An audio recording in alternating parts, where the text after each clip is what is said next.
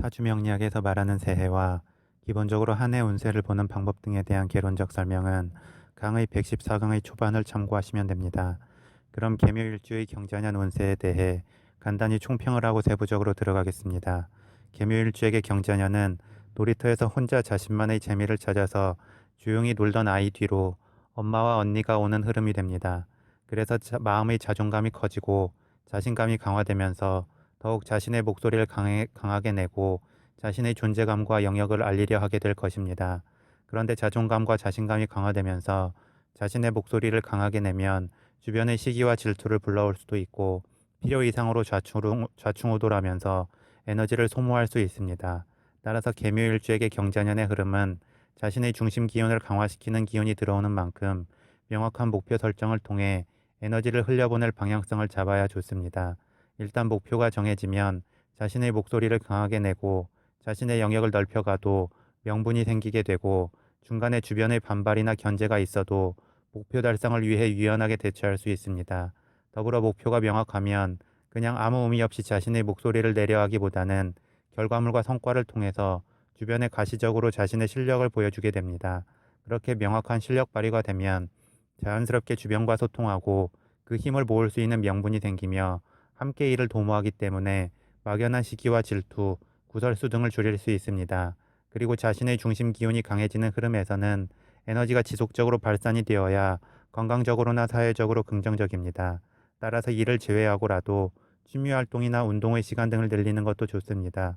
그런 활동을 통해서 주변과의 소통성과 관계의 네트워크를 더욱 넓혀주기도 할 것입니다. 그럼 세부적으로 들어가겠습니다. 개묘일주 일간인 개수에게 경자년의 천간인 경금은 정인이 됩니다. 정인은 엄마와 같은 편안한 기운이고 자신에게 안정적으로 에너지를 주는 기운입니다. 그만큼 마음의 뿌리인 자존감을 강화시켜주는 역할을 하게 됩니다. 특히 개묘일주는 일지인 묘목 안에 식신과 상관의 기운이 위치해 있어서 지속적인 에너지의 소모가 발생합니다.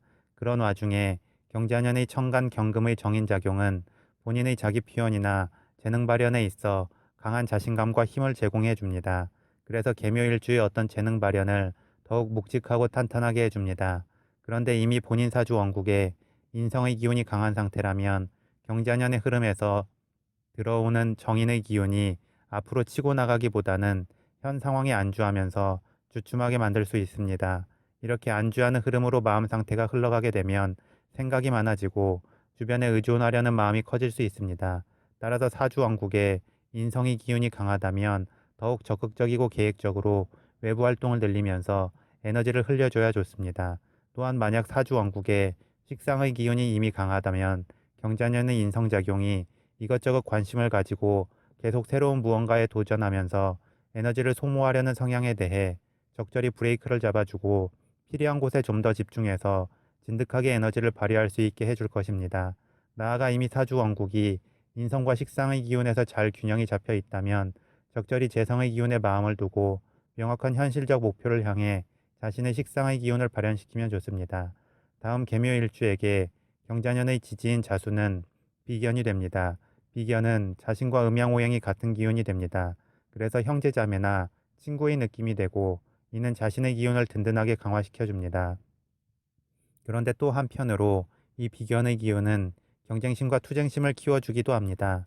자신과 음양오양이 같은 기운은 취향이 같음을 의미하기도 하기 때문에 결과에서 같은 것을 목표로 하게 되기 때문입니다. 따라서 너무 감정적인 경쟁 흐름에 빠지지 않기 위해서는 적절히 현실적 목표를 정하고 필요한 부분에서만 경쟁을 할 필요가 있습니다. 그렇지 않으면 쓸데없는 에너지 소모와 주변과의 충돌이 있을 수 있습니다.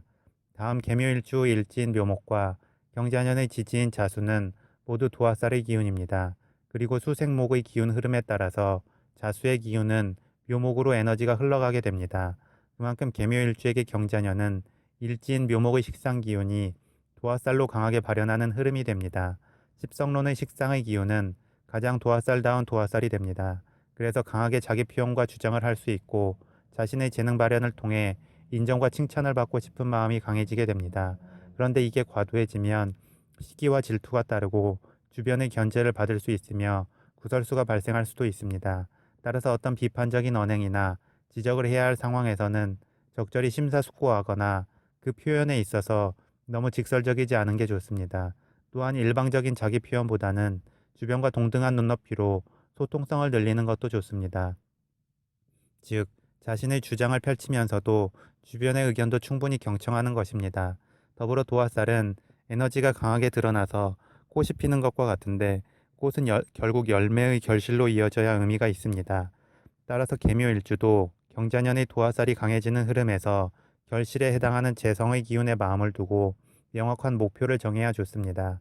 마지막으로 12운성론의 관점에서 보겠습니다. 계묘일주 일간인 계수에게 경자년의 자수는 건록의 흐름이 됩니다. 건록은 완숙미가 갖춰진 흐름입니다. 그만큼 지식과 경험이 쌓인 안정적 자기 발현의 흐름이 됩니다.